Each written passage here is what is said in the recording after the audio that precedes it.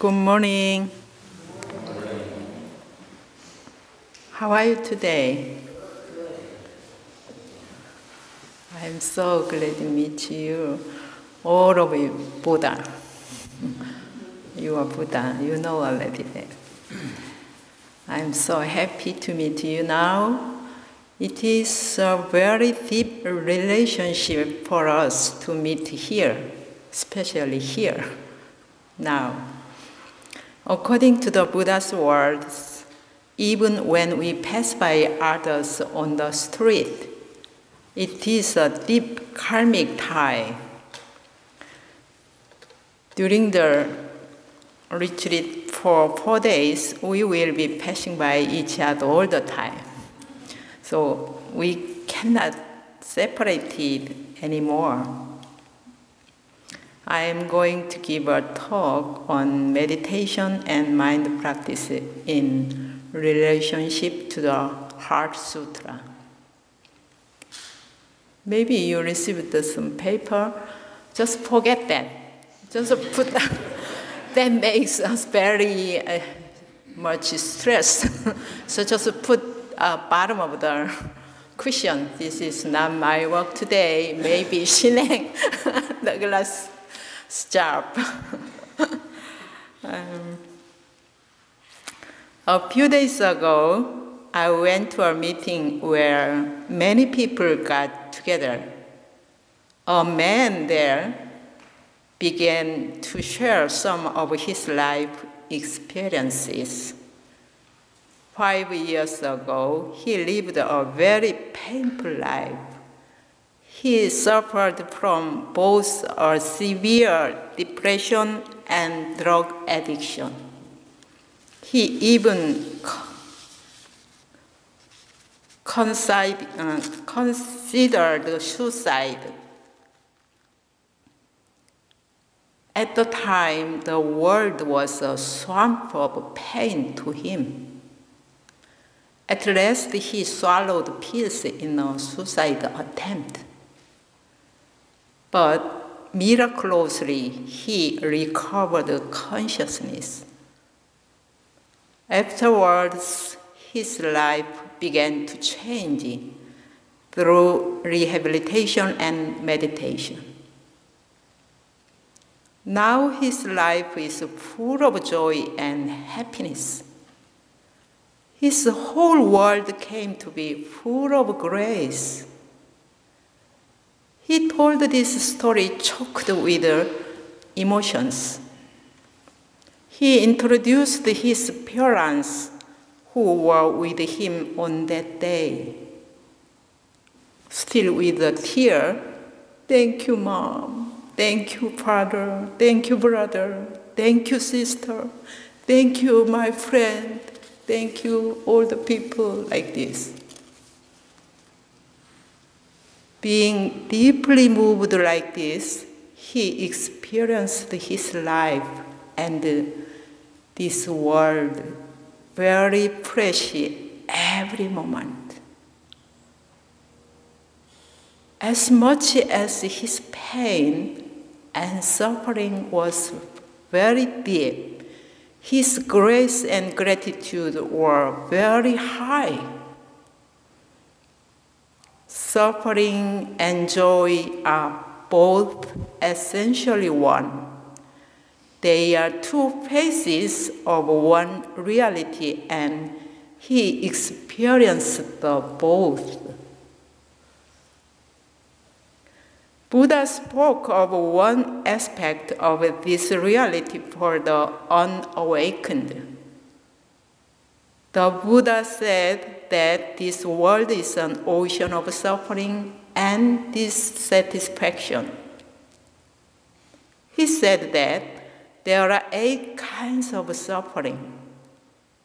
Do you agree this world is full of suffering? Do you suffer from anything right now? Smile. Although the Buddha said that this world is an ocean of suffering, he also said that all things are empty of fixed substance and therefore suffering is inherently empty.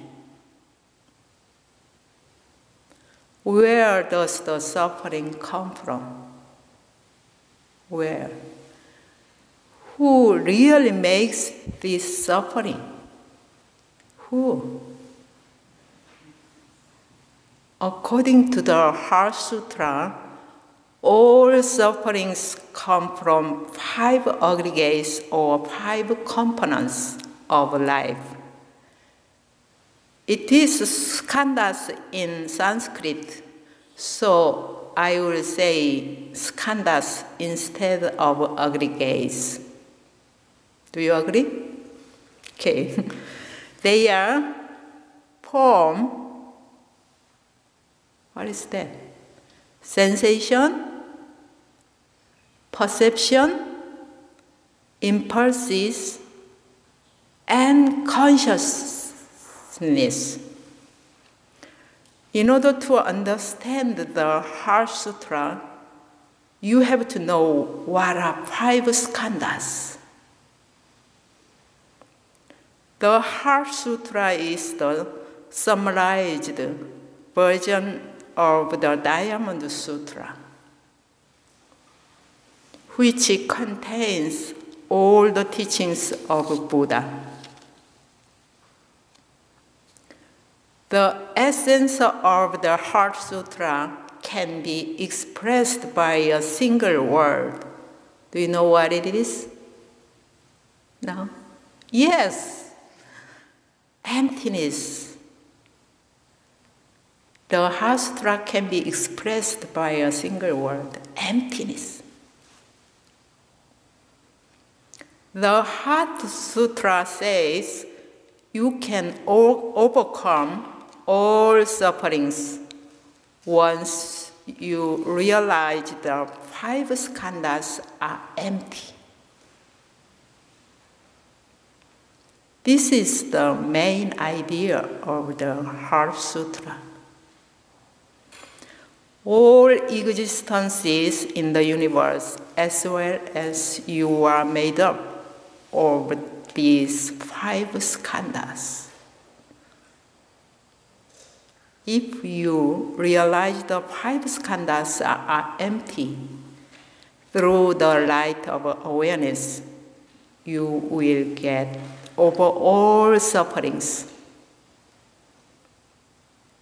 You might wonder, how come everything is empty? Who would doubt we exist? We can see, we can hear, we can talk, we can think, we can feel. Our feelings are so real.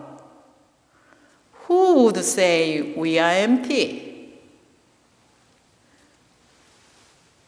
Let me tell you a story. One student asked Bodhidharma, the first patriarch of Zen Buddhism, "Master, my mind is not at peace. Please put my mind at rest." Bodhidharma replied, "Show me your disturbed mind." The student paused and searched for his mind. After a while, he said, "Master, I have searched for my mind, but I cannot find it." Bodhidharma replied, "Then I have already put your mind at rest." The student was awakened by his master's reply, and eventually he became the second patriarch of Zen Buddhism. Did you catch the meaning of the story? Some of you may not have fully understood the story, but don't worry, you will soon catch on. Let's look closer at our true self. Who are you?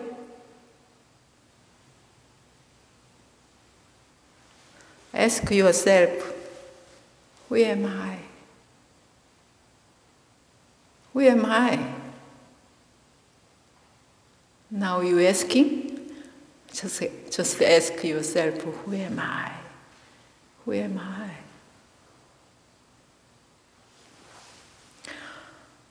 Who are the real, true you? I can say my name is Hyochul Kim. Is this the real me? Actually, my legal name is Sundak Kim. And my name was changed. In old days, everyone called me Hyun. After that time, I had another name that was Minjung. So I have four names. Who is the real me? What is my real name? It can constantly change, and the name is not the real me. What is the real me and the real you? Is that your body? If you are your body, what body, when you went through many stages, is the real you? The body that you had when you were born, or the body that you have now, or the body you would have right before your death, or the body that you will have after you pass away. What about your mind? Your mind is changing constantly. Yesterday you dislike your husband or wife, and you may miss him or her now. Which mind is your real mind? Likewise, everything is changing constantly. Something which appears very solid like a big rock is also constantly changing when you look at it through a microscope. You just do not perceive that. There is no death, no birth. Everything is changing. Because everything in this universe is constantly changing, that is why you cannot say they exist in the absolute sense. Sotaesan, the founding master of Won Buddhism, describes this realm in a more detailed and realistic way. But it will not be easy to understand, so please listen carefully now. Sotaesan taught that the truth lies in the realm where there is no discrimination regarding great and small, being and non-being. The truth lies in the realm where there is no discrimination regarding great and small, being and non-being. It is like corn. Let me give you an example about great and small, being and non-being. Let's first consider great and small. We can say our body is a part of Mother Nature. So our body corresponds to small.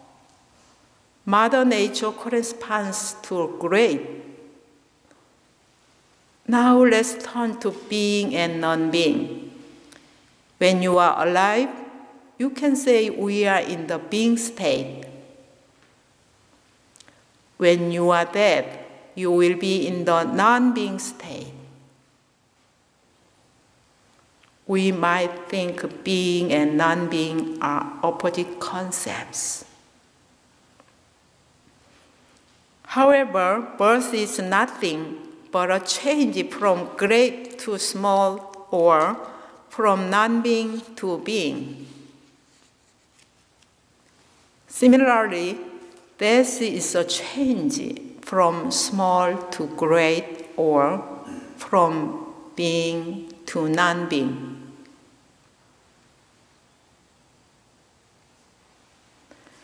So, if we stop discrimination regarding great and small, being and non-being, birth and death can be regarded as just changes.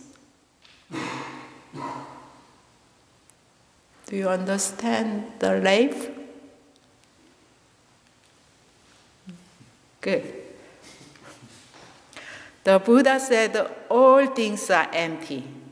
Emptiness does not mean non-existence. Emptiness means nothing is permanent. All things will eventually vanish and reappear in new forms. When we stop discrimination regarding great and small, being and non-being, we can see all things are in constant change. So we don't have to be attached to whatever exists right now.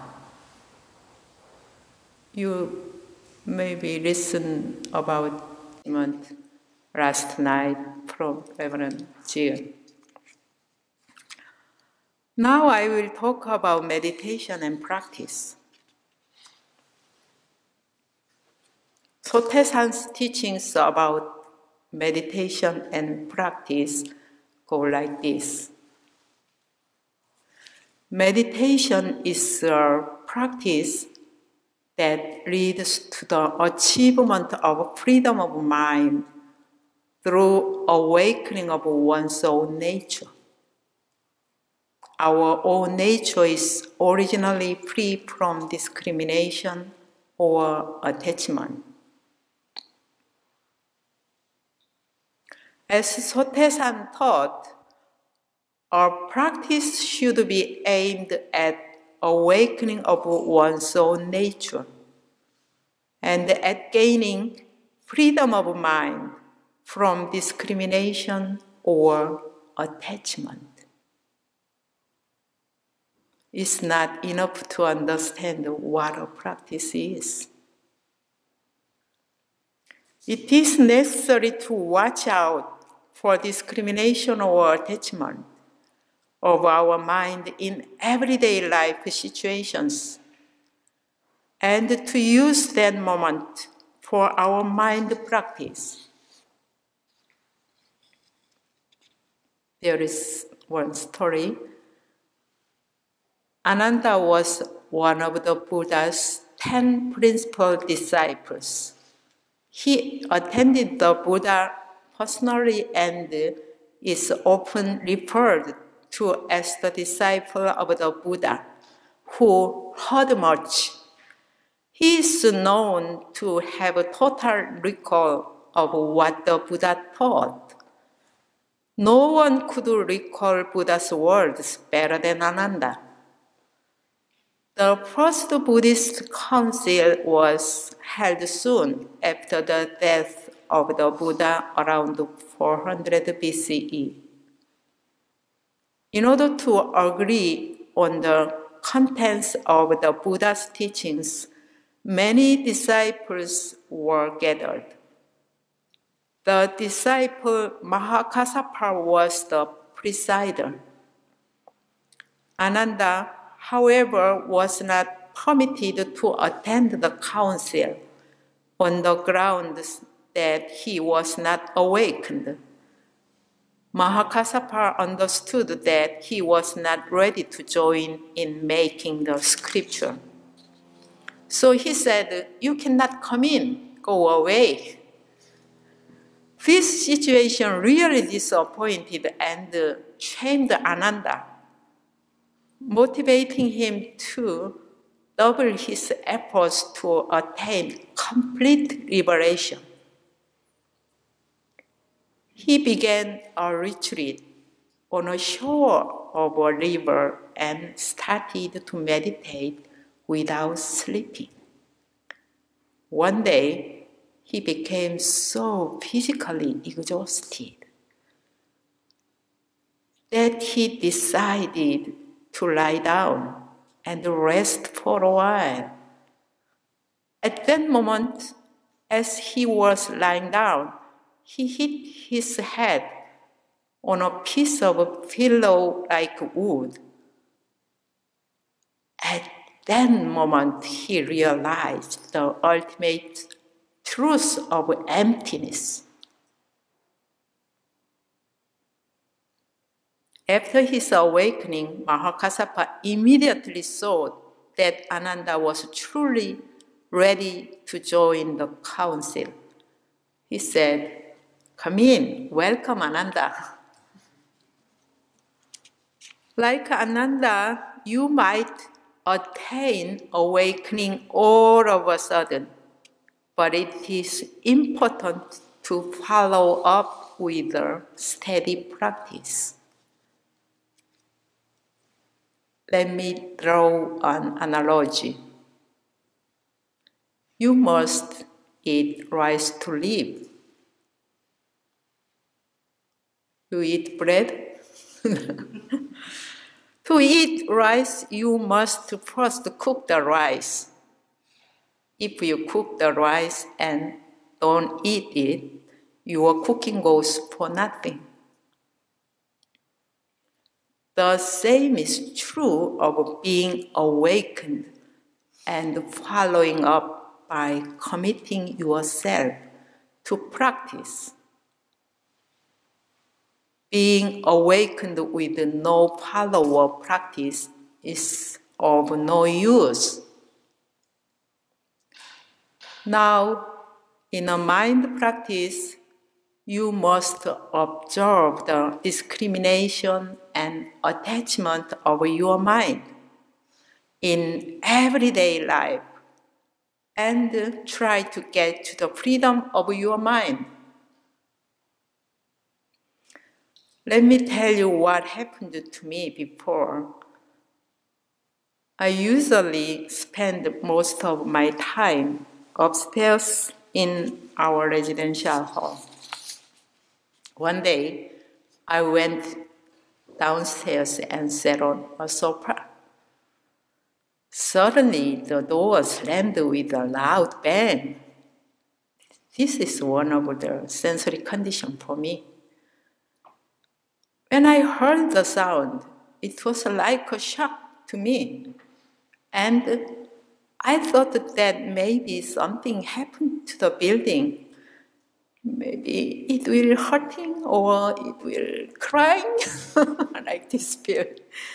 So I always tell people, please close the doors. Anyway, there was another bang in shorter while. Soon followed by still another bang. My mind got really disturbed. Who's this? Despite that, I have repeatedly admonished against slamming the door. Haven't they yet kicked the bad habit? They are impossible to talk to. My mind got into a turmoil of discrimination and attachment. After a while, there was another bang from the other side. This time, a visiting elder person came into sight. At that moment, there arose no such discrimination and attachment as before. I thought maybe the wind slammed the door shut. I became so understanding. And, oh, right, I have also been in that kind of situation, it was the same bang, but my reaction was so different. I came to realize my mind was not free from discrimination and attachment. My mind reacted unfavorably to the big bangs in the first instance because I had a preconceived idea of a concept about that situation. Then it occurred to me that the same wind could be to blame in both cases. My mind returned to where it was before the banging sound, to my own nature without discrimination and attachment. Every moment we must watch our mind, recognize the arising mind, and reconcile ourselves with our mind. That way we can get the freedom of our mind in trying situations. We must constantly check our mind by reflecting back to our original nature. This is how we should do our mind practice. Here is the last part of the Heart Sutra. Gate gate parasam gate bodhisvaha. Can you repeat together? Gate gate parasam gate bodhisvaha. Which means gone beyond, gone far beyond, now awakened. You can repeat this anytime, anywhere. This last part of the Heart Sutra advocates that we should strive for the freedom of our mind. You have to make sure that this does not become an intellectual game. It has to be a direct perception. When you have a sensory condition, please watch your arising mind and remember that it reflects the original mind. What troubles you the most right now? Think about what gives you the most difficulty in your life. Or what occupies your mind? Or what disturbs your mind?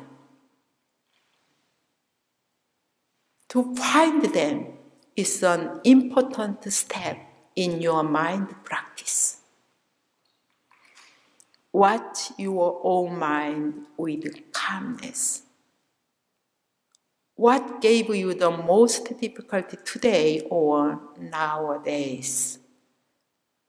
What disturbed your mind in your life? What occupied your mind? Try to identify them. Once you find them, you are on the right track to gain the freedom of your mind. the more your mind is disturbed, and the more your mind is troubled, the wider and deeper the freedom of your mind. You like freedom. So a hardship can turn out to be a blessing. Hardship can turn out to be a blessing. Using the mind journal for now there is that was handed out. I would like you to write them down. Before you write them down, let's invite Douglas Shineng, Won Shineng, to tell us his experiences in journal keeping and mind practice. He is a role model as one Buddhist member. Let's welcome Won Shineng by giving him a big hand.